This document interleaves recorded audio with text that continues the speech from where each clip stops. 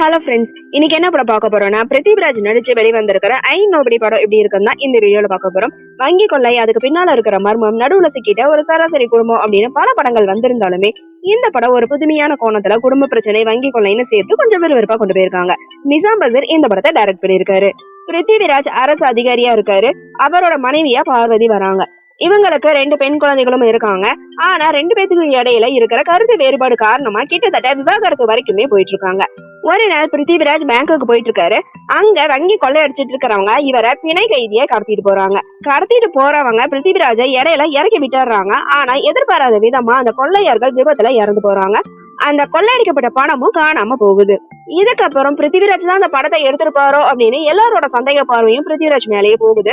ஒரு பக்கம் போலீஸ் விசாரணை, இன்னொரு பக்கம் அந்த பணத்துக்காக நடத்துற தாக்குதல்னு வெவ்வேறு கும்பல் கிட்ட அவர் சிக்கி மாட்டிக்கிறாரு. இதுக்கிடையில அவரோட மூத்த மகளையும் கடத்தி பணத்தை கேட்டு மிரட்டுறாங்க. பணம் உண்மையிலேயே பிருத்திவிராஜ் கிட்ட தான் இருக்கா, இல்ல வேற யாராவது நாடகம் ஆடுறாங்களா, கடைசியில அவரோட பொண்ணு மீட்டாரா, குடும்ப பிரச்சனை தீர்ந்துச்சா, அதுதான் படத்தோட மீதி கதை. ஒரு பேங்க்ல கொள்ளடிக்கிறாங்க. அதோட பின்னணியில சிக்கிட்ட ஒரு நடுத்தர வர்க்க குடும்பம் ரெண்டையும் ரொம்பவே அழகா கணிச்சு ஒரு புதிய பாணியில கதையை உருவாக்கிருக்காங்க. ஒரு சாதாரண அரசு வேலை பார்த்துட்டு இருக்கிற ஒருத்தருக்கு அதிகப்படியான தாக்குதல் எல்லாம் வந்துச்சுன்னா அதை எப்படி சமாளிக்கிறாரு அப்படிங்கிற மூலமா பிருத்திவிராஜ் தான் கதையை தோல் மேல சுமந்திருக்காரு. குறிப்பா வர எல்லா பிரச்சனையில இருந்து அவர் தப்பிக்கிற அந்த ஆக்ஷன் சீன்ஸ்ல எந்த குறையும் இல்லாம நடிச்சிருக்காரு. கிளைமேக்ஸ்ல கிட்டத்தட்ட 100கணக்கான நபர் அவர் சமாளிச்சு தப்பிக்கிறாரு அப்படிங்கிறது கொஞ்சம் சினிமா தனமா தான் இருக்கு.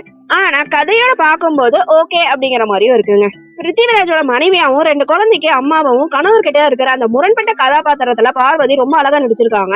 மகள் கடத்தப்பட்டதுக்கு அப்புறம் அந்த போலீஸ் விசாரணையை எதிர்க்கிறதா இருக்கட்டும், மீடியாவை சாதுரியமா தன்னோட பக்கம் திருப்புறதுன்னு தன்னோட பங்குக்கு சதுரங்காட்டமும் ஆடிருக்காங்க.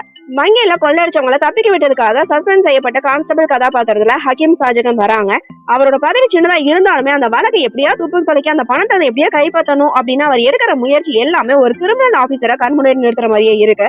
ஆரம்பத்துல பிருத்திவிராஜ் கிட்டையும் கடைசியில பார்வதி கிட்டையும் அவர் சிக்கிட்டு இருக்கிற மாதிரியான நடிப்புல ஸ்கோரும் பண்ணியிருக்காரு.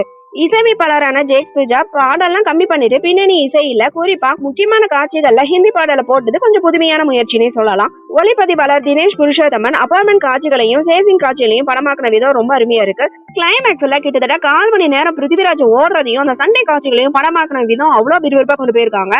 ரமேஷ் எம்பியோட பட தொகுப்பும் நல்லா இருக்கு. அபார்ட்மெண்ட்ல வாட்ச்மேனா அசோகன் நடிச்சிருக்காரு. அந்த கொள்ளடிக்கப்பட்ட பணத்துல இருந்து ஒரு பங்கு வேணும் அப்படின்னு அவர் போடுற தீர்த்தம் ஒரு கட்டத்துல பிருத்திவிராஜுக்கு பக்கபலமா இணைஞ்சு செயல்படுறதுன்னு கதையை நகர்த்துறதுக்கு ஹெல்ப் பண்ணிருக்காரு. விசாரணையில உயர் அதிகாரியா வர சங்கர் ராமகிருஷ்ணனோட நடிப்பும் நல்லா இருக்கு.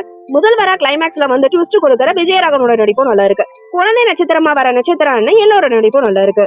பிருத்திவிராஜ் தான் அந்த பணத்தை எடுத்தாரா அப்படின்னு சந்தேகப்படுற போலீஸ் ஆரம்பத்திலேயே அந்த சிசிடிவி காட்சிகளை பார்த்திருந்தாலே தெரிஞ்சிருக்கும் அவர் எடுத்தாரா இல்லையான்னு. அந்த மாதிரியான லாஜிக் மிஸ்டேக்கும் படத்துல எல்லாமே இல்லைங்க.